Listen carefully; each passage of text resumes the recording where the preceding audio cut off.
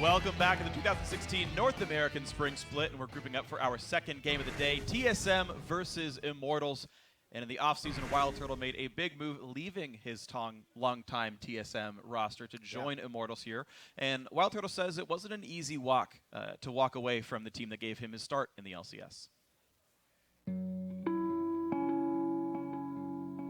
It was pretty hard leaving my teammates behind, leaving Bjerg, Reginald, like the whole management on TSM and players. Like, it was just a really great time for me. So it was kind of hard leaving all my friends, but some things you just have to do, I guess.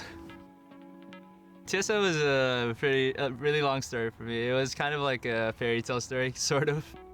I was on Cloud9 at the time. I was just playing randomly, and then Reginald, he was on my friends list on League of Legends, and he just randomly contacted me and he asked if I wanted to play like this week, and I'm like, sure, why not? It's a great opportunity to play in the LCS. Like, it kind of just hit me like randomly. Like, I didn't even expect like this would ever happen to me. And now Wild Turtle will be filling the AD carry role for TSM. Big pressure on that going on your screen right now. My first game was actually pretty insane. I didn't expect anything to happen. I didn't even know how good I was at the time. Like, I had nothing to gauge off how good I was. So I just randomly got a pentakill, and I was like, holy shit, what the hell's going on? Saudamonis goes in, that's going to feed him a triple kill. MIA Strand, that's going to be a quadra kill. Can he get the pentakill? Brunchu, 1-on-1, it's going to be the pentakill for a beautiful play. Wild Turtle stepping up. Chaos, do you have something to answer right now? Because your replacement is doing a fantastic job. Being on a team for that long was kind of stressful, because especially on TSM, you always have to be performing. I think this season ended pretty badly for us as TSM. I think overall, like, a lot of players were burnt out. The period after Worlds, where I was trying out for other teams and deciding what I wanted to do from now on, I did a lot of thinking to see if I wanted to keep playing and see if I still wanted to be the best, and I decided I wanted to play again. I decided I'm gonna try to look for another team. So Reginald actually helped me find out like opportunities and stuff like that, so big thanks to him. And I just tried out for various teams. Like, I even went to Korea to like play some solo queue. Like, that was pretty cool. And then I actually came back and Immortals contacted me, and I just decided to join Immortals, so that's where I am now. It was kind of hard to leave a team after I was on it for 3 years, because it's been a long time. I had a pretty long commitment to it, but I decided like I needed a fresh start. Immortals is really appealing because they already had really good players. Like, when I saw the team roster, I knew this is the team I want to play for. I've been living with these guys for a while, and they definitely made me feel like home. Like, I don't have any problems. Like, we have like no tension with our team too. And I just really like our new team. It just has a really good environment to it, and it just makes me happy, and I think this is where I can succeed.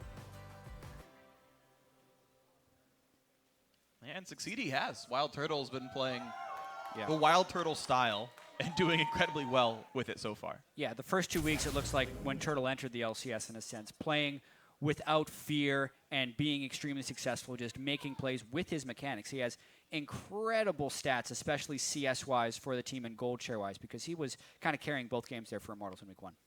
And now we'll see what the rest of the Immortal squad can do. Of course, these guys are very new, but of course, the 2-0 to start the LCS. These guys are already looking at them as the team to beat. Yeah, and nothing can help a team build confidence more than the kind of wins Immortals racked up last week. It had the fastest win in North American LCS history and only our second perfect game. And as Wild Turtle said in that feature, the group just clicked, and it looks like they've been playing together forever. The note of caution, though, is that these guys, they play fast and loose, which does open them up to making mistakes if the other team is ready to punish. So we'll see if now TSM, who's also a pretty new team, can punish Immortals for playing too quick. Absolutely true. TSM can always shore up quickly. Immortals click, but TSM might be better next week here. So everything, of course, has been coming up wonderfully for Immortals, but of course they have a tough challenge. They're against TSM. Now, the dream hasn't shown up just yet for TSM, but maybe it's going to work this time. Yeah, and watching their games last week, you could tell Yellowstar wanted to make some plays, but then the rest of TSM showed some hesitancy in following up. Yellowstar was a half step ahead of everyone, but then Yellowstar was also a half step off with a lot of his plays. He missed a lot of Bard ults. His Bard play wasn't particularly inspiring, and maybe that came from a feeling of being second-guessed, but we can only see that from the future. At this point, we're just speculating. But the TSM lack of trust and hesitation will become more worrisome if it persists. They've had another week to play together. We know Yellowstar came into the country fairly late, so they didn't have very long to prepare for LCS, and they're still finding their identity with this roster. Well, speaking of rosters, we can check out the starting lineups. On the blue side, coming into this game is TSM, of course. You just saw him. Hanser up in the top lane. Sven Skaren in the jungle. Bjergsen in mid. Doublelift, the all-star AD carry. Yellowstar on support with Coach Yarge behind them. And on the red side against him, still undefeated, is Immortals. Huni in the top lane. Rainover in the jungle. Both those guys come from Fnatic. Pobelter spent last season on COG. Wild Turtle, TSM, and Hadrian was from Team Impulse. So really high-profile players from all around with their coach Dylan. That's looking so good. So far, so good. Yeah, absolutely. And of course, everyone kind of knew this coming in. Wild Turtle up against his old team on TSM is going to be a bunch of fun to watch for. Though he's still facing Doublelift, so like that's kind of no news that like, oh look, these two really good AD carriers are fighting each other in North America, but it's Doublelift in a New Jersey, Wild Turtle in a New Jersey, and them both kind of with new bot lanes. Exactly, and like how many flaws were in Wild Turtle's game that they tried to remove on TSM by putting all these restrictions on him, like not flashing. And normally you would think kind of, oh man, AD carry against his former team. That former team's really going to know how to punish him. But the only person on that team that is former is Bjergsen. It's a new coach, it's a new analyst, it's 4 new players to go with them. So really, it is Wild Turtle against Reggie and Bjergsen, but these are 2 new teams battling it out. Yeah, I mean, there's only even 3 people on that roster who actually played against Wild Turtle at some point during that year. So yeah, with or against him either way. But we are, of course, into this game. Bans coming through. Elise away from Rainover, the Lulu banned out as well. It's a great Pobelter champion, of course. No Graves jungle for Sven. Technically, Yellowstar played against him at MSI. Oh, yeah, you're right. But I mean, that's I was thinking of Worlds. That's and I was not like, an LCS tournament. That's a LCS teams did go to the tournament. True, I mean, true. to be fair, Jat, you're actually right. Neither here nor there. You are right, though. So I'm going to concede that point. Rise banned out as well. Huni very strong. Another Gangplank ban here as well. So Spatterga bans all across. Various roles for each of these guys. Yeah, another Graves ban. So we don't even get to see Jungle Graves have an appearance in North America. It's like 1 week, no one plays it. The next week, everyone bans it. And first pick, Poppy locked in. All right. Poppy, see, I'm pretty sure Poppy is just actually overpowered. Anytime a champion is recently released or reworked and is immediately picked up for pro play, right, pretty much as soon as they're available, they're probably broken. There's a lot of things that take some time. Nard took some buffs and a lot of time. Tom Kench took minor buffs and a lot of time to become top tier. Poppy is probably incredible, and TSM Poppy's just in there. Smart taking that first pick. Question will be, where do we see Poppy? We've seen her spots in the jungle. We've seen her banned as support. But more recently, the most recent Poppy I've seen is a lot of top Poppy. Yeah. Poppy everywhere. It's tank build, generally speaking, Iceborne Gauntlet, and it splits or assassinates a lot of different matchups. So Hanser doing it is totally a possibility, but it's almost the ultimate flex pick at this point. Very true. 3 roles has played professionally so far this split. Frequency aside here. Corki, one of the other high-profile AD carries to pick up here. Caitlyn going to be the other grab there for Doublelift. We saw Sneaky play her last week, but now double picking up this champion as well. One of the more rarely picked marksmen down there. Braum picked up despite very few support bans, and TSM like their lineup so far. Yeah. I think IMT is pretty happy with their lineup as well. They're just almost more power picks on the side of Immortals thus far with Lysandra and Corki, whereas the Caitlyn is a lesser-known pick, but something that Doublelift has always shown a large proficiency on, especially if he wants to 2v2 win the lane. Oh, man. Olaf and Janna picked up. So this is Adrian 3 games in a row on Janna. One of the only support players to really play her a lot, but she is incredibly powerful, and it just fits not only his playstyle as a player, but also just Immortals as a team, I feel like. This Olaf also is a bit of a flex pick. We've seen Rainover play it. We've seen Huni play it. And that Lysandra could go top or mid as well. So good luck to TSM picking your lineups here. We've seen Faker play Olaf in the mid lane. That was the Worlds. It's unlikely to happen here in this game. Also, yeah. Yeah, the Janna gives such good disengage, and it means TSM will have to make very concerted efforts if they want to have choice over team fights, because currently Immortals has the better engaged champion and the better disengaged champion with Lysandra and Janna. You don't see analogs to those on TSM thus far, but maybe they'll try and do it with these last 2 picks. Second time I've seen Ahri Hubbard now in Champion Selector. I wonder if he'll actually lock it in this time around. Ding, ding. All right, locked in Ahri and Lee Sin. So it is going to be top lane Poppy, of course, as the jungle Lee Sin is here. And the Braum, of course, is exclusively played as support. So TSM have the full lineup together. And it's honestly quite well-rounded. You've got an assassin there to potentially fight against double AD.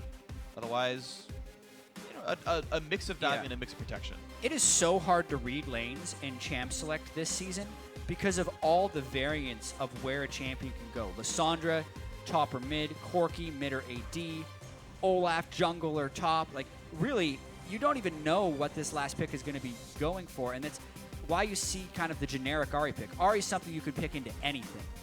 Because honestly, Bjergsen, no idea where he's going to end up going. And honestly, I don't know what Immortals is going to do here. Pobelter might be a mid Lissandra. There's just no way of knowing. Still time to decide. Those 6 seconds to go until that lock-in is required.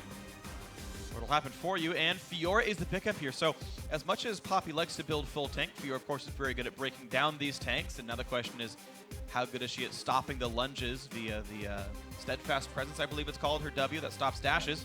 It is mid Lissandra after all, and Immortals have their lineup. And critically, one of the greatest strengths of the Poppy is the disengage with her ultimate can be blocked by the Fiora riposte, which will be very critical if we see some of these team fights. Overall, though, as far as things that can lane against Fiora, I have seen Poppy specifically picked into Fiora in the LPL and find success. It's still a skill matchup, but as far as Fiora against tanks, Poppy does better than most. All right, so both these guys can feel comfortable at their top lane matchup then, if we can see it maybe go either way. And as the locks are in, we're going to find out who can do a bit better here. TSM, only 1-1 to start the week. The loss against CLG was heartbreaking. The win against Team Liquid not convincing, and here they are up against their toughest competition yet in Immortals, who have looked nothing but stellar. So Immortals, they can keep this run going, knock down a top team in TSM, then they will continue to be North America's top team. Guys, you at home, let us know who's going to win this one. Hashtag TSM win or hashtag IMT win. Send those to @LOL Esports on Twitter. But guys, we have got ourselves the battle of two of the most hyped super teams in North America. TSM, 4 new players. Immortals, brand new with some amazing talent. And we're going to figure out who can be the top dog of North America, can match energy at 3-0, and leave their mark on North America. Here we go. And Immortals, this is their week of being tested. The game against TSM today, the game against Energy, who is sitting atop the standings at 3-0 tomorrow. And it really all starts here. Immortals with a team composition that other teams don't really put together. Reignover is pretty much the only one to consistently do jungle Olaf. And Adrian, also one of the only people to do Janna. So it's not like Immortals is picking meta. They're just playing whatever they are best at and really having confidence in their ability to build strategies around those champions. It's funny, too, because, of course, we just heard, as Mark was talking about on the analyst desk, Cloud9 just sort of picks for comfort. They just pick what they like to do. They're not heavily focused on counterpicking so much. And here's Immortals kind of doing that exact same recipe, just with a bit more success here. And it's always interesting, sort of, players deciding what they think is good versus what the meta is. Season 5 World Championship Faker decided that Ryze was good when no one else knew that. Turns out everyone else now knows Ryze is good. And it's always fun watching people who are trendsetters. And if everyone else buys into that, or if they're just that unique snowflake. Yeah, also how well you play the game depending on your comfort level of a champion. You see the game differently if you're not focusing as much on your skills. Even at a pro level, that applies. Absolutely. Just to a lesser extent because they're better at many more things. Yeah, walking through a ward, though, Immortals really early on. This will push the Lee Sin down. Basically, it's very rare you see 2 people starting from opposing teams in the same quadrant of the jungle. This is actually fairly risky by the Immortals invade. So TSM are totally safe here. They take a small part of the blue buff. I actually love this invade, by the way. You take a few small pieces of a blue buff and then leave because you get most of the golden XP anyway. Here, Immortals were not punished for the taking of the Gromp. Despite the fact the Wolf Spirit was smited, TSM did not show up in time to steal. And Adrian gets most of the way to level 2. As of the 2016 changes, you don't actually get level 2 off a full camp anymore without a jungle item. But he's really trying to stop Svenskeren and Hanser from doing anything useful here. Huni coming back. And they know really they're down. Steal this. Oh! A flash force. Huni did show up, but nothing was stolen. Huni's got to be a bit careful, but now he's got some teammates around. Yeah, but Yellow Star got the blue buff. Not that it's super impactful, but it's experience that's more denied from TSM. Initially, in parsing this level 1, it looked like TSM was going to come out on top because Doublelift and Yellow Star stole the most experience in the most efficient way possible. Took a very short amount of time to gain a half level of experience from the blue buff. But Immortals just being as pesky as possible, delaying Hanser, Yellow Star, and Svenskeren some of that experience. But in the meanwhile, Turtle and Doublift are still free farming. But of course, it also means Svenskeren is actually farming. So there's actually 3 lanes of farm coming in for TSM if you count the jungle, whereas Rainover is still running around invading, and I guess now he's fighting a Gromp. No, Rainover was farming the whole time as well. Actually, okay, yeah, Rainover he's 3, started right. his own jungle. So it's Huni basically trying to cheat death. Ghost Pop Rainover. Now he's here. And suddenly Why not flash Hanser the wall? dying! The curse of Dyrus is still here. TSM's top laner gives up first blood. What a crazy early game by Immortals, and Rainover showing up right on time. Hanser not expecting Rainover to suddenly appear with a Ghost Olaf, level 3, 3.5 minutes. That was a Rainover power farm cycle, while the rest of Immortals was being as pesky as possible. Svenskeren entered the farming cycle late, so he couldn't make it in time. And honestly, a very poor flash by Hanser, flashing straight away after an Axe lands against a Ghost Olaf. Unless you're clearing a wall, you are not getting away from that speeding man. Yellowstar, level 1 against an Olaf. He's thankful that Rainover has no They're mana. just trying to steal. Yeah, he has Smite. That's not going to be a thing. Honestly, this has been Immortals schooling TSM in the early game for the first 4 minutes. Yeah, even with the turret kill, Doublift gets nothing done down there. He does get way more farm than Wild Turtle, Very but it true. just doesn't manifest in anything. It's still a 1,200 gold lead for Immortals off of a significantly better played level 1. Yeah, but Wild Turtle got the 400 gold bonus from First Blood, so 18 CS be damned. It's the experience that will matter. Unless Doublift punishes the experience advantage, Wild Turtle will be completely fine. Well, they're going to try to punish the mid lane now instead. Svenskeren actually misses the Q. Good straight path by Poelter. Sven expected a dodge. And in the little mini game of will you juke or will you not, Poelter chose correctly. Yeah. That's the funny thing is, like, in Flicker pro level solid play, you don't miss skill shots. You just expect them to juke. Right. Like, more often than not, actually, as dumb as that sounds. Yeah, it's all a big prediction game, and especially with Lysandra, it gets added even more so because you can see where the claw will end up, but Poelter can take it technically at any time, and then there's still going to be a flight delay for the Lee Sin Q, and he'll get to choose when to juke back and forth. Poelter just one step ahead of the game. Otherwise, Sting equal in CS, not losing any summoners. Rainover just going to clear a Trinket Ward away, which will make Bjergsen have to respect the fact that he doesn't know if Olaf is coming. And Lysandra Olaf can definitely force a flash and then probably still kill you afterwards. So Bjergsen pre-6 will have to be a bit afraid here. We'll see if Rainover can prey on that. Yeah. It goes up under a minute. Hanser is not in the situation to succeed right now, however, because he's already down a turret in the lane that is essentially being left for him, and it's frozen up top for Huni to free farm for as long as he wants. And a level 3 Poppy would need to be able to find a way to show impact. So either he double jungles with Svenskeren, which kind of denies both of them for the foreseeing future, or he makes a play elsewhere. So as of now, Huni's going to be building up a really big lead on Hanser, and even if Poppy can stand against Fiora, not if you don't have items at level. That's very true. He's got a corruption potion, though, so at least he can regen. So to bookmark this, at 6 minutes, we're at a 1,200 gold lead for Immortals right now. And we'll see if the lane situation makes it much worse in the near future. Yeah. You expect Immortals to heavily outfarm, but we'll see if TSM can do something about this. Yeah, well, we're going to reach a pretty big decision point right here because there's a big wave that will be collapsing on the second tier turret of TSM, and typically when that happens, you expect the jungler to arrive and try and get the kill on the low-level top laners. So that's why Svenskeren is cheating towards the bottom lane, and Rainover actually has just the right timing to walk into the jungle with Hanser. This will depend on how much TSM is willing to defend and how bold IMT is willing to be with this guy. They do not have a teleporting Lysandra, and if they did, I feel like Hanser would have to completely abandon that wave. But instead, neither mid laner gets to show up easily. They're gonna give it to Svenskeren, thanks to a Trinket Ward by Rainover that he kept in his inventory, will be able to be spotted, but he's defending just in case and nothing big happens. Second actually recall comes in for Huni. Pickaxe goes towards Tiamat. We'll see which version of that upgrade he goes for in the near future. Yeah. Hanser very fortunate to get this farm. It looked like Huni could have actually kept his freeze for longer, but he chose not to. Without seeing the lane in depth, I can't tell for sure, but that's what I got from the glance. So I feel like he kind of lets Hanser back in the game a little bit, because I don't think a level 3 Poppy could have made a roam play, and Immortals was not really forfeiting pressure by having Huni freezing. Now, though, Huni will have to be going to make a play. But look at how this bottom lane is shaping up. It's a 30 minion lead right now for TSM. There's a slight wave built up here, but Double and Yellowstar are doing a great job of winning that one. You're seeing the gold lead kind of shift back and forth. It was 900, then it was 1,100. True. Hanser got some of his gold back. as much as the top lane's getting punished, that's plus or minus literally 0 CS right now. And it's the bottom lane that's actually getting crushed. True. Thing is, Again, though, first blood is some of it. it's one level and the first blood keeps it even.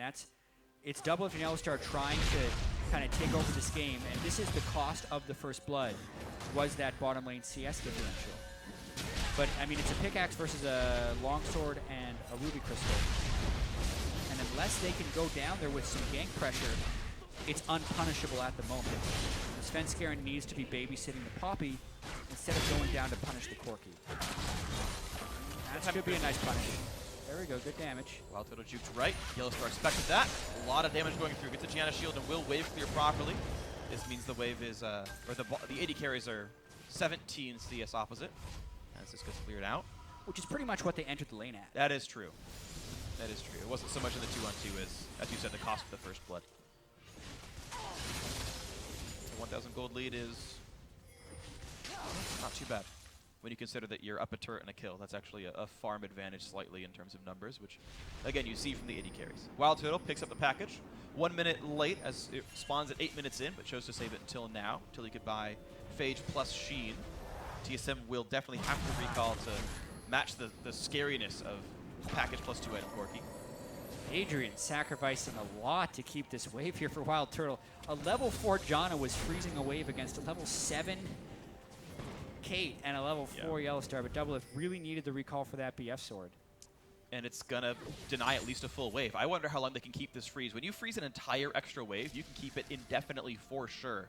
And it will be at least one wave lost in terms of golden experience for TSM. And now, how well can Wild Turtle hold this next one? Because again, there's so many minions here. A cannon plus 3 casters. They can deny most of this one too. So the game definitely turning into a bit of a wave management chess match after the really chaotic early game. Huni holding his lead over Hansu. Doublelift holding his CS lead mostly over Wild Turtle, but honestly losing it a little bit now. Which just goes to show Immortals coordination. The question will be, though, with this kind of mismatched team comp that Immortals have. Squishy dudes, Rainover can't fall behind. They're going to need to kind of run over TSM, I think, if they want to win. I think they're going to look to run over them in the top lane, though. Ooh. Rainover pops the ulti to stay alive. There's not a lot of CC they can apply to him, but he's going to take a lot of damage. Svenskeren did not go for the ulti. Wouldn't quite have killed, but it would have done a lot of damage. But Adrian roamed top lane because Wild Turtle is safe with a freeze down there. Adrian got to roam top lane, get some boards down. They could look for the play on Hanser, but Svenskeren was there to defend, and nothing was done. This freeze will not break, but Wild Turtle did clear the wave. Doublelift should actually let this freeze into his lane now. But Wild Turtle needs Adrian, and Adrian's here. So I guess he's fine. Convenient. Yeah, hey, look at that. It's like they're really good at League of Legends. Yeah, and they're catching up on the CS, which is remarkable considering they were down in experience so heavily before. Split the uprates. 3 points for Wild Turtle. Yeah.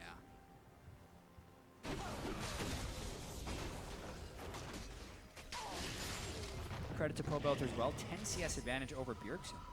Very solid.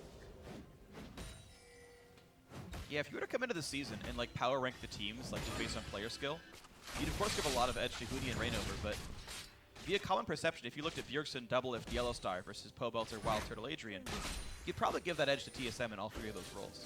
Bjergsen's been an MVP, North American LCS. Yellowstar was the MVP last split. He's won 5 LCS splits. A lot of people think Doublelift should have been the MVP of the summer split, although that title went to Rush.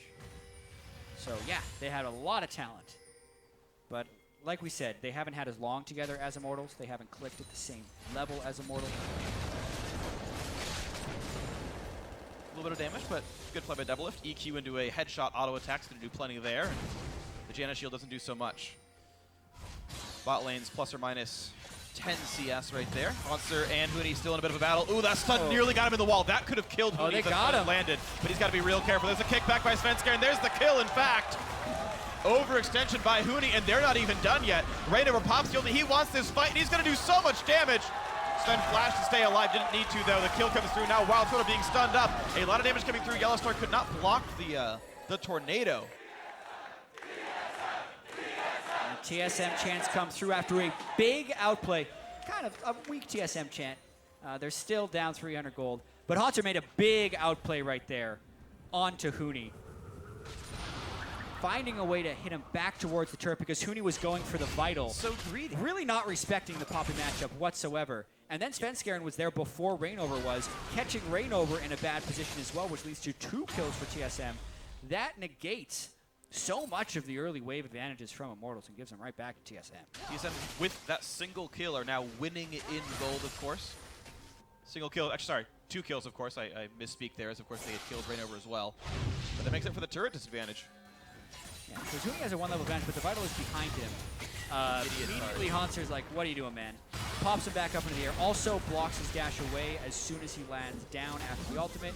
And Rainover was there because he wasn't expecting his top laner to just die in the turret without doing much damage, so he was hoping for a bit of an extended counter gank. Instead, he finds himself in the jungle and gives up a 2nd kill. Beautiful stuff. So TSM doing much, much better than records would indicate.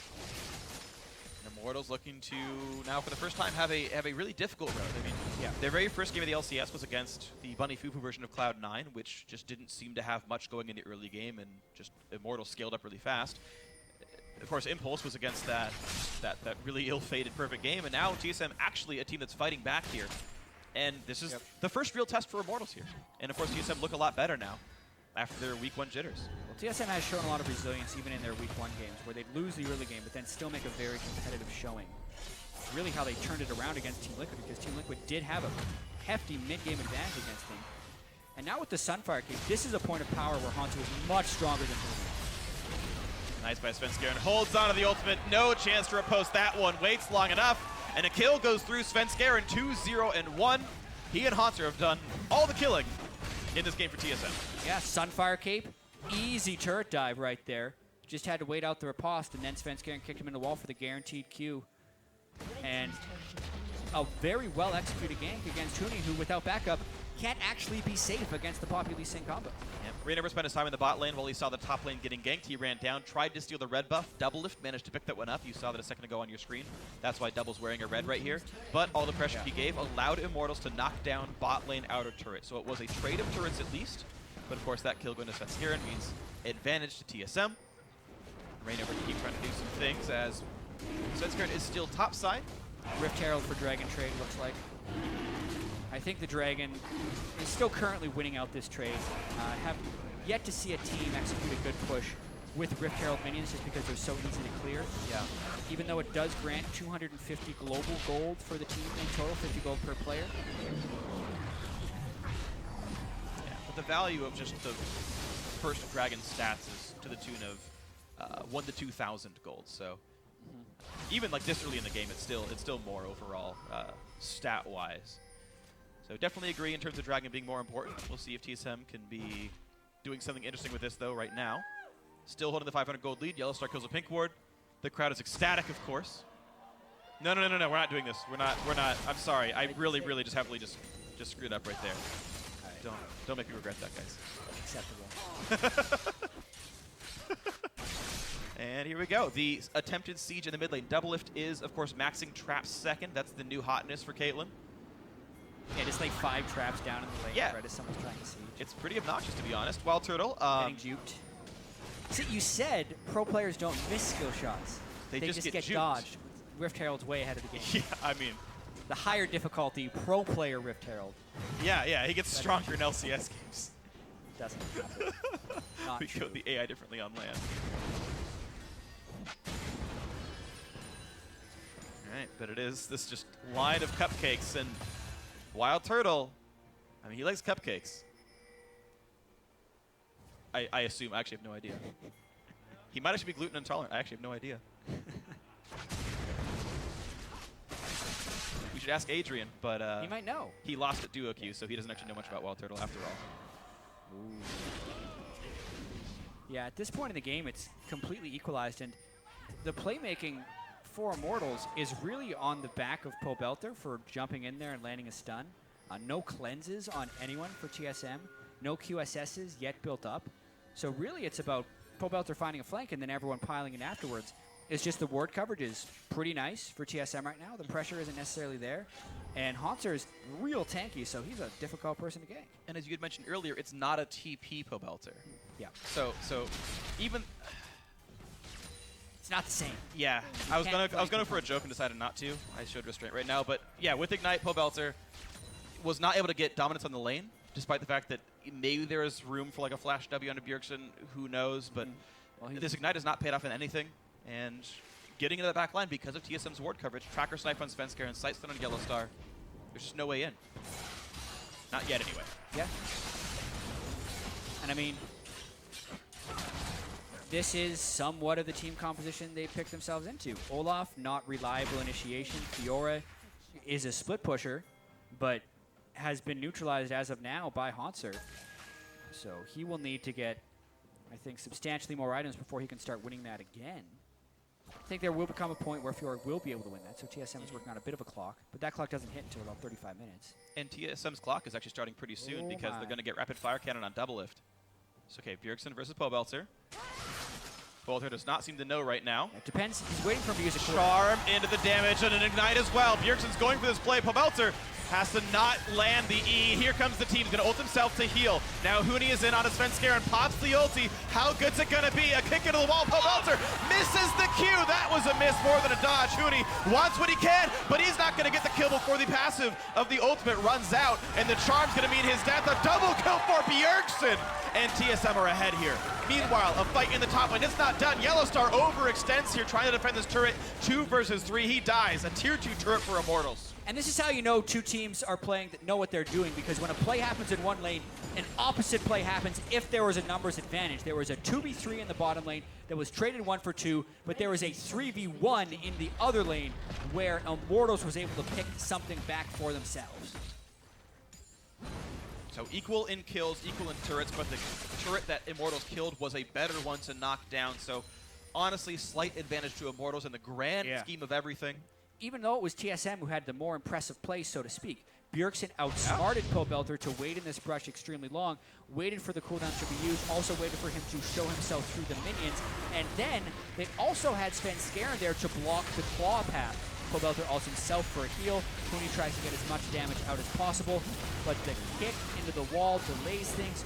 Hauntzer then tries to play Huni even longer, and it's actually greed by Svenskar is the only reason he ended up giving that kill away, because he easily could have just continued to run. Hauntzer and Bjergsen had that kill dead to rights, and it's a misplay at the end of the day by Svenskar that cost him his life.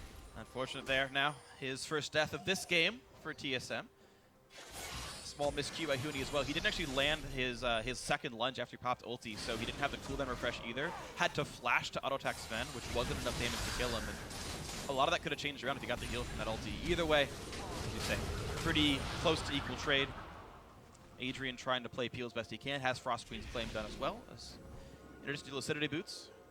This is his build every single time. I actually looked it up to learn Janna better, and this is his build every single game. Exactly these 3 items.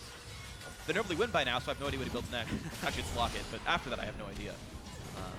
We might find out this time around. Huni and Hauntzer in a bit of a battle, and Huni knocked into the air to make this charm, and of course, he's going to wait for that one with riposte. Now Huni still in a bad spot, knocked around. Janna saves it! Oh, my word! Immortals keeping it alive. They'll kill Yellowstar as well. Adrian is a superhero. A 2 for 0 to Immortals. And these are the types of plays that make people excited about Immortals, and why it's justifiable to pick these types of team compositions, because that is just a raw outplay. Huni should have been dead, but Adrian called him over towards the Dragon Pit. He was able to save him with shields and the ultimate to delay damage from TSM until he could dash over the other side. And then to just add insult to injury, they killed 2 people of TSM for what was a good play when it started on the side of TSM. Huni just keeps playing the split push game, getting as far ahead as he can. So here's the point blank ult to Hauntzer, the charm. Right, but Huni knew that was coming. The charm wasn't instantaneous enough. At this point, though, Hauntzer and Sven both hit into the wall. They kick Pobelter to the side, but that doesn't help whatsoever. And at that point, it's a really angry Olaf, who you are now in the anger zone of. He will I like that, the anger zone. Next to him. It's the anger zone. It's roughly the anger zone of Olaf. Can he auto-attack you? Don't. All right, well, TSM able to recover first. They're on the Dragon. They should knock it down in time. No easy way in for Rain over. So now 1 Dragon apiece. That'll equalize that stat disparity. 900 gold lead, though, and the road into the mid lane. So TSM kind of knowingly giving away mid lane outer in order to get that dragon. I can't say it's wrong, just a choice that has earned them some gold. But look at this, Immortals actually zoning them off of the way back in. They have to worry about the choke because Pobelter could enter that choke and really wreak some havoc. But they're not going to stay for the turret just yet. And Wild Turtle overstays. He's going to get locked up into the air. He's going to run away with special delivery and stay alive for now. Adrian flashing to dodge, but he can't. Slowed down. And Pobelter in a bad spot. Ults himself, should still be a kill. And he will go down. 1-0 TSM. Yeah, Wild Turtle gets caught there. I'm very surprised that Immortals didn't catch TSM while TSM was in that very small choke point, but they let them through the funnel, and that's when Wild Turtle was punished. Even though he's not the one who died, Pobelter died because the fight was caught in the wrong place, and now TSM gets to push mid. And a huge mistake by Immortals lets TSM right back in. Looks like TSM doing a better job of being cohesive, listening to the calls, going for the same thing at the same time. Missteps, capitalizations, that's been the name of the game so far in this mid game here. Someone being in the wrong spot and the other team doing a great job of punishing. Yeah, Lots nice of cupcakes. line of cupcakes right there for the rapid fire Kate to help take down this turret as well. Really hard to defend this one. Reignover would have to pop his ultimate and then just run through all the cupcakes at once. He wanted to let his team through with that initiation, but the team's not in position for a fight. All right, 600 gold is the monetary lead for TSM right now. This game is super, super close right now, and every 5 minutes someone else is making the better play right here. So judging by the way things are going, Immortals is next up to make the LCS big play, and they'll be the lead next time around.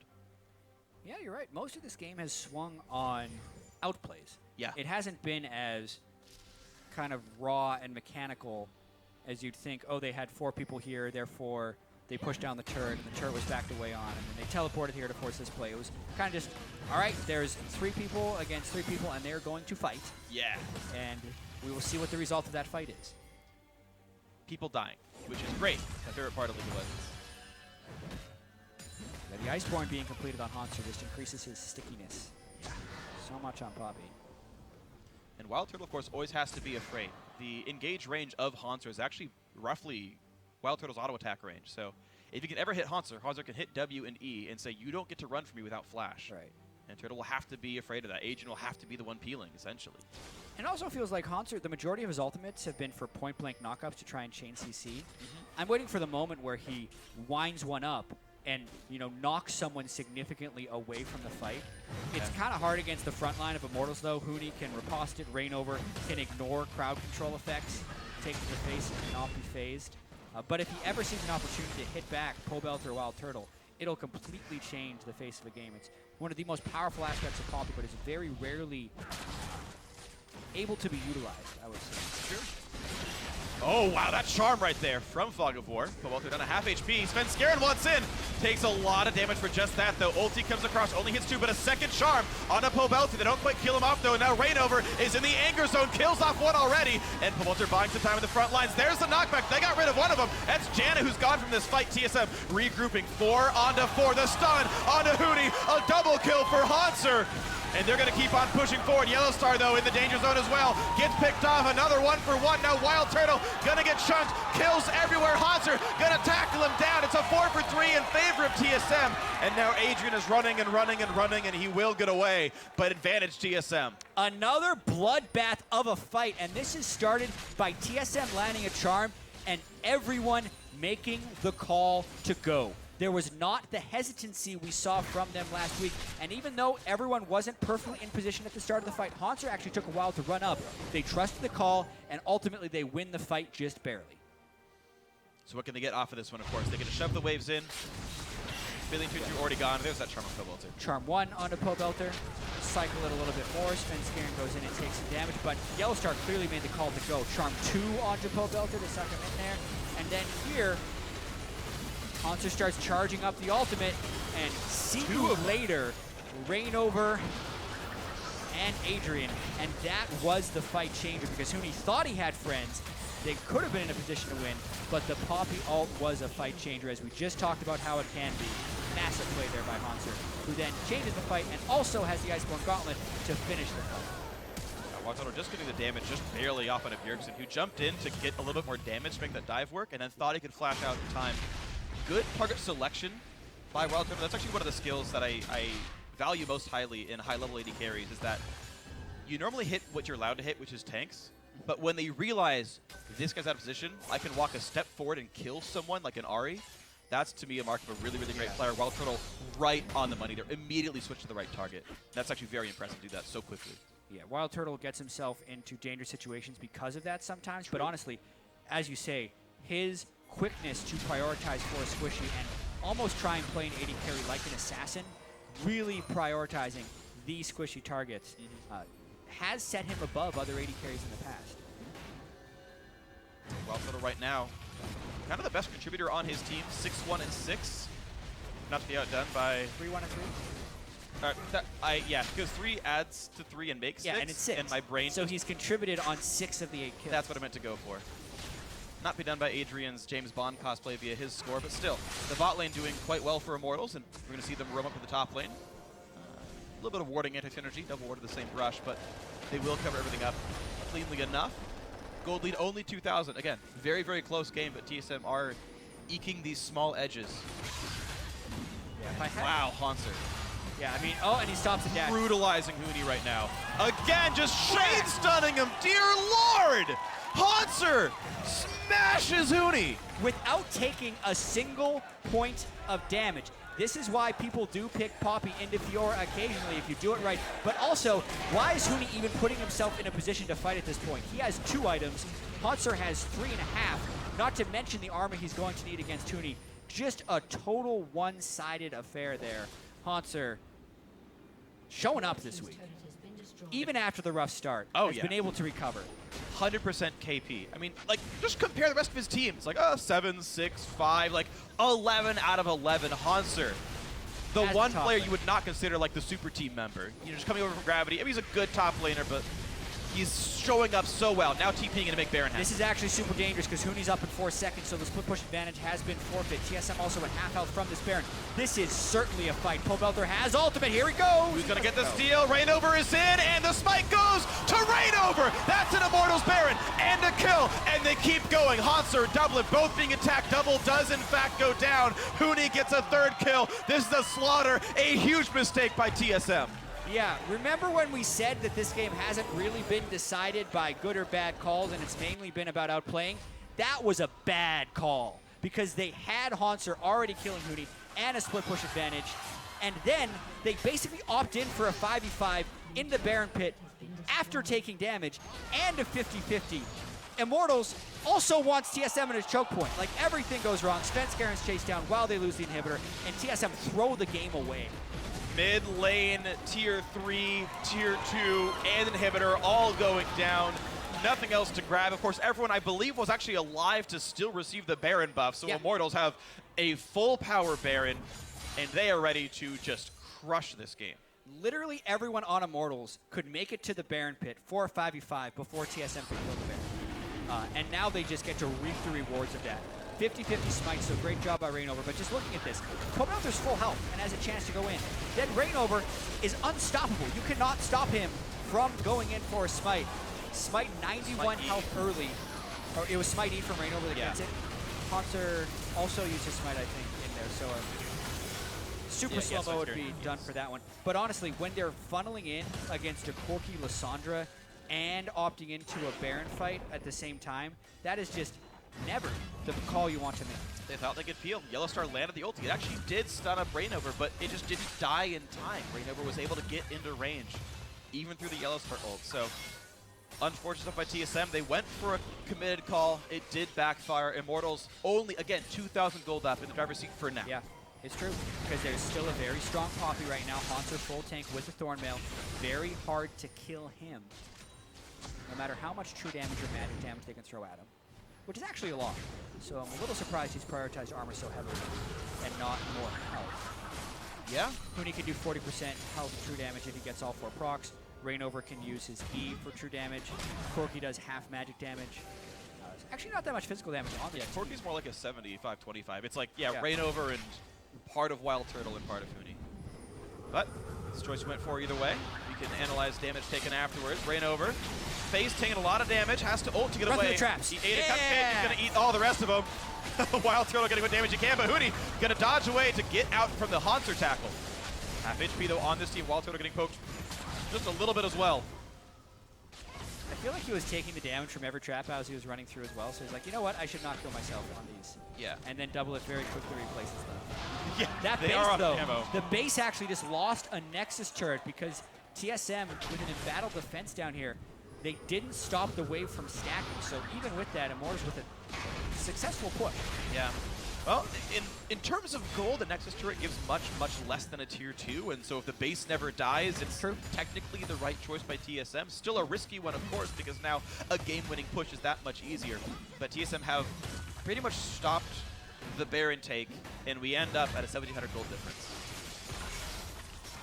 You're absolutely right. And now the split push game will continue to be a factor because TSM had the split push edge on Hanser when he solo killed Huni, but they forfeit that by making a bad Baron call. Now, Huni has completed the 3rd offensive item, and he's gone double lifesteal, which means he's actually more towards split pushing than he is towards team fighting. A lot of times, Fiora can build just 2 offensive items, still kill anyone, and then becomes kind of a bruiser with double tank items for team fights. But Huni doesn't have that option because he needs the 2nd lifesteal item if he wants a chance of fighting Hanser, thanks to the Thornmail. So a really complex set of item choices here, and TSM actually not even responding to Huni right now. Well, TP was down for Hanser, but it was up for Huni. They had to respect that, it looks like, and TSM pushing what they could have in mid lane, but they don't get a whole lot done. Belter cheating as much as he can. And they will clear this wave back and forth. 2,800 gold. These teams neck and neck. TSM could finish today 2-1 and tie Immortals at 2nd place, who would also be 2-1 if they lost this one. Immortals could tie for first with 3-0 if they can get this game back and continue to push forward. But even more than standing, it's just pride showing that, hey, you are the best team in North America. You can take down the best teams in North America. This TSM lineup, via measuring their opponents, looking much better than last week, I would say. But still behind. Still some misplays, still some miscues. Not everyone on the same page. Not the cleanest calls. But this is early split for any team, especially with all the roster changes that we've gone through. Gotta wait another 45 seconds for that Vantage build to come off. 640 damage with the crit for double there. Traps are immense. Yes.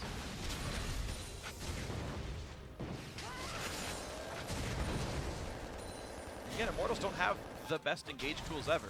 Like, Poboto can jump over them. Everyone else has to walk in some way and tank a route to get into the fight. So when TSM is set up, it is hard for Immortals. Even so, still a very close game. Like I was saying, Wild Turtle progressing quite well with his item build. Hitting that max CDR he can get on Corki here. Trinity Force Reaver, Infinity Edge. QSS on top of it in case he gets hit by a charm. Yeah, that will be a scimitar, I'm almost certain. Yeah, the full Savior build from Adrian. Mikhail's as well as the Locket, in case someone does get caught. And a death cap probably on the way for Belter that'll make his burst much higher, as it will be the 6th item to his build. So a lot of AP to multiply. Now a Jarum's Fist being picked up for Huni. The thing is that... Sterix. Yeah, Sterix is the item. I was going to say, like, he already has Black Cleaver, and he can already turn into Titanic Hydra, so I was like trying to remember what that was going to go. That's, I think, the last Jarum's Fist ending in 5. We'll see what his confidence is like here, because Hanser is super tanky. 3,500 health, Poppy. Hanser just respects it. He's like, I cleared it enough. It's pushing. We're done here. And Huni will not jump in for the fight. He's going to clear the wave, and out we go. You got the 2nd wave as well. Yep.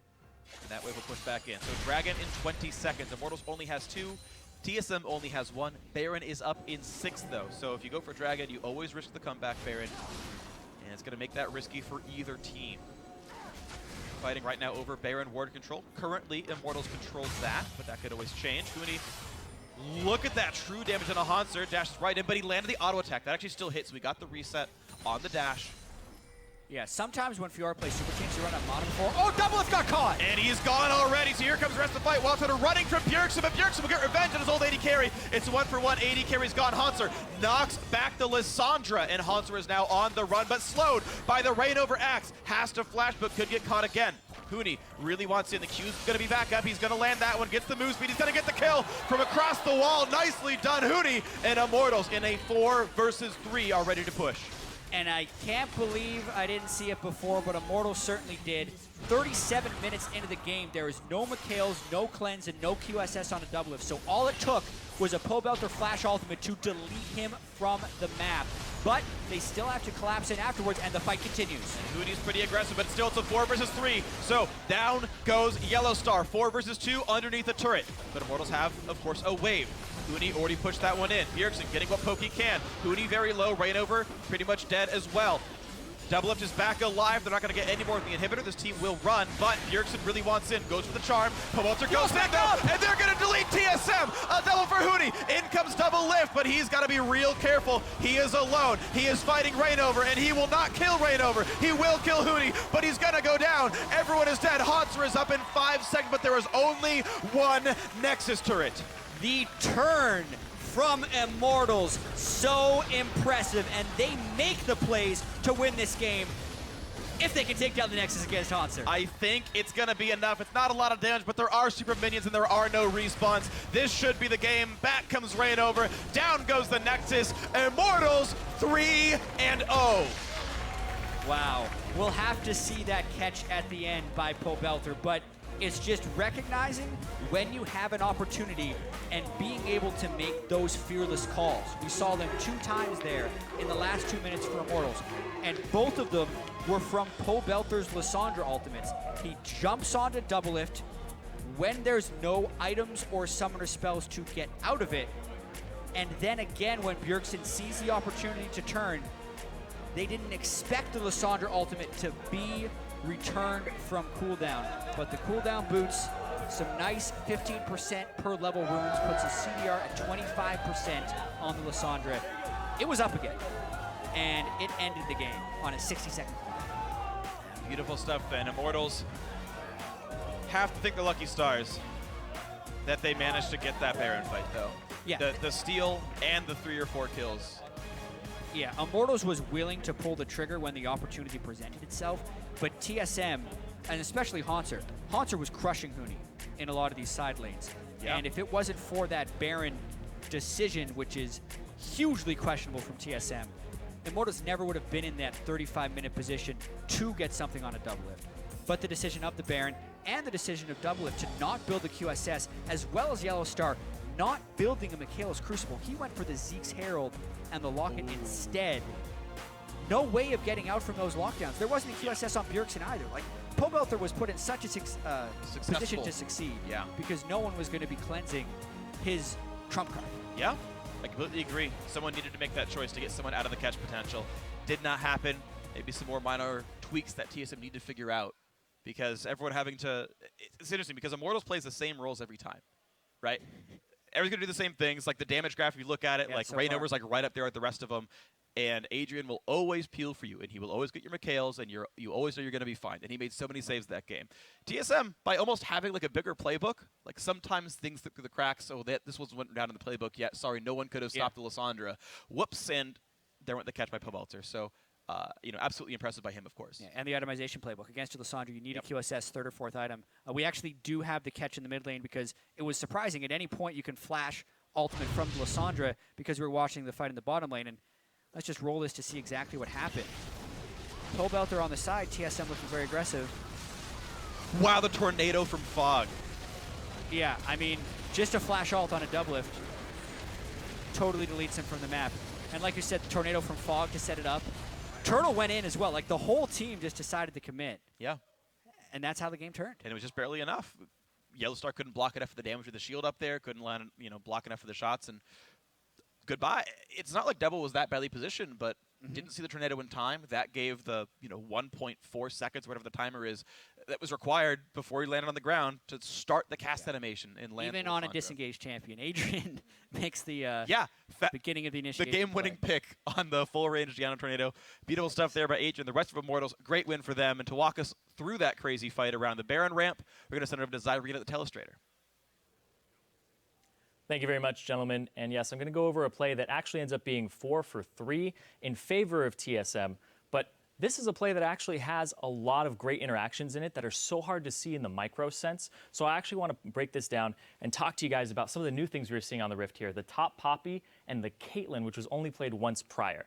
So what's going to happen in this play is Immortals feel like they have a grasp on this. Despite being picked off by Bjergsen and caught off guard, they're going to start kiting, and they're going to kite upward. They're going to kite towards this area and place a ward around where Adrian's position is right now. That's going to allow them to kite backwards, and when they reach that back area, it's allowed for the TP to come through. They want them to follow them through the choke point, but what they don't account for is what's going to happen to that choke point on the way through. So as we lay that, as we start the replay, you're going to see here that Svenskeren goes aggressive, Yellowstar goes aggressive, Wild Turtle and Adrian are going to pop abilities that they shouldn't be popping there. Adrian ulti goes down, Wild Turtle valks away, and that choke point that they now want to chase TSM back through has Caitlyn traps all throughout it. And what's going to happen is Reignover's Ragnarok is going to wear off. He wants to re-engage this fight and come down here to re-engage. But he's going to get caught on a trap. It's so hard to keep track of these things in the middle of the fight. And then they're going to get Poppy ultied away, and that's going to give superior numbers over to the TSM side. Comes through, boom, 2 for 1. If he had just gotten Reignover out of there, it would have been fine, but he gets Reignover and Adrian both out of the fight, and these Caitlyn traps are so oppressive when used correctly, and we saw turret setups, we saw 4 in the lane, 1 behind the turret, where you get to siege. And another thing about this Caitlyn is that against compositions that don't have multiple tanks, it's hard to soak these traps up. Your squishies don't want to stand on the traps because they take full damage Qs, and they also take a very large headshot percentage increased damage. So while you're going through choke points, you have to pay attention to what happened to it on the way back out. So hope you learned something today. I hope that you guys, when you encounter Caitlyn, remember, watch your feet.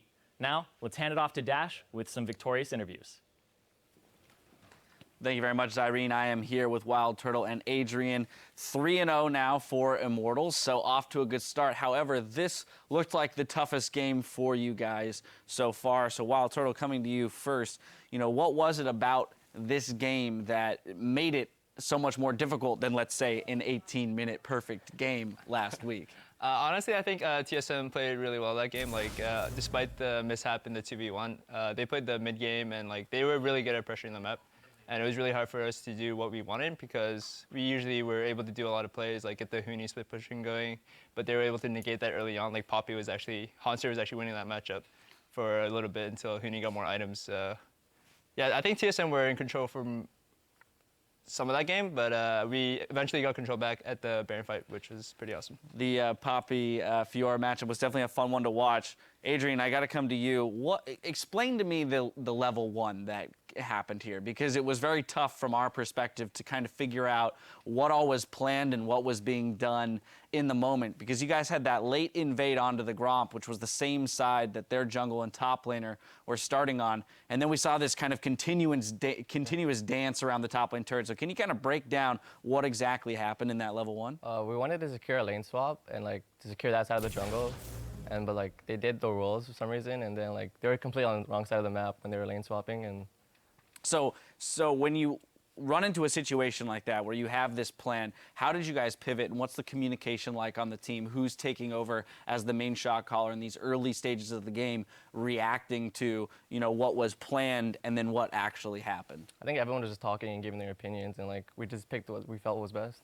All right, fabulous. And it ended up working out for you. However, as you mentioned, TSM had a lot of control throughout the game. So ultimately, we ended up finding ourselves outside the Baron pit. We had the steal come in by Reignover. And a lot of people would point to that as being one of the places where the game kind of turned. Wild Turtle, to you, the dynamic of the team seems to always allow for, so far, what we've seen, kind of this positive energy where a play like that will always be available to you guys.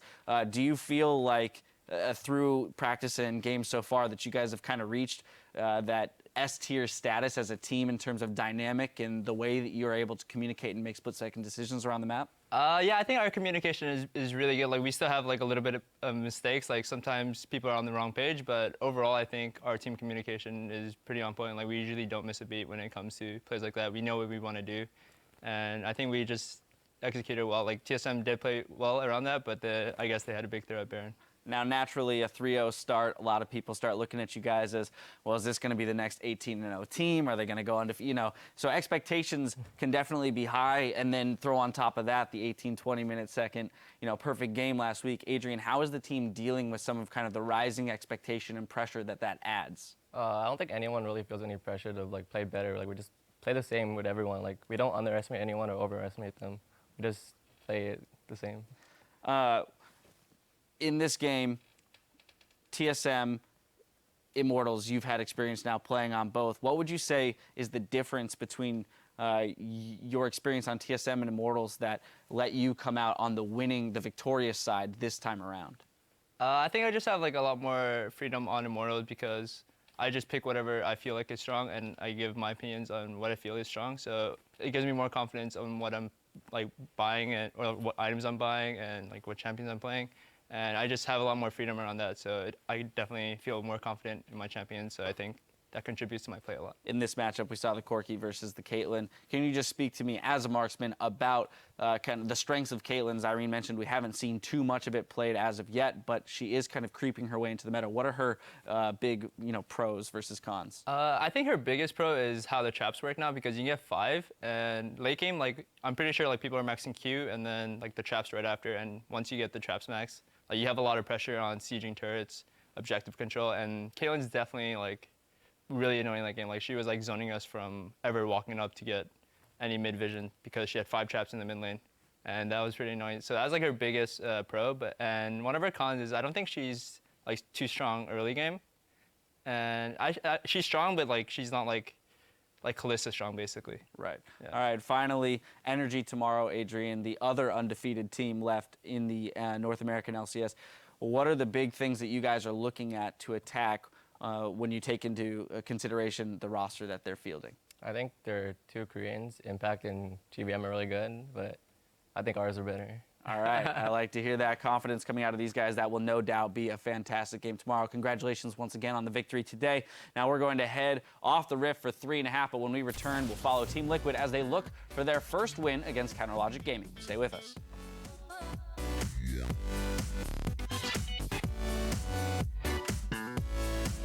All right, guys, let's close this game out. No deaths if we can. Okay, perfect game. Come on. Perfect game mode, just like Tip. Yo, can I get another gank? No, I'm out of ganks. Overextension by Huni, and they're not even done yet. Right over Popsicle, he wants this fight, and he's going to do so much damage. TP, hey, give me a ward, give me a ward, give me a ward. I want him. I'm here. Just slow. On Portbalter. Kill the Summer. Go on Pure. Let's go. Hey, run, Dennis, run. Just view Rico. Now Huni still in a bad spot, knocked around. Shanna saves it! Oh my word! Nice. I have a charm. You can careful. I'm going. Olaf, go. Kill Olaf.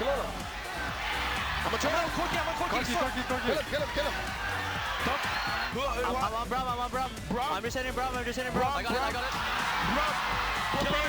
I'm hitting Yerkson really wants in, goes for the charm. Powelter goes in though, and they're gonna delete TSM. Immortals 3-0.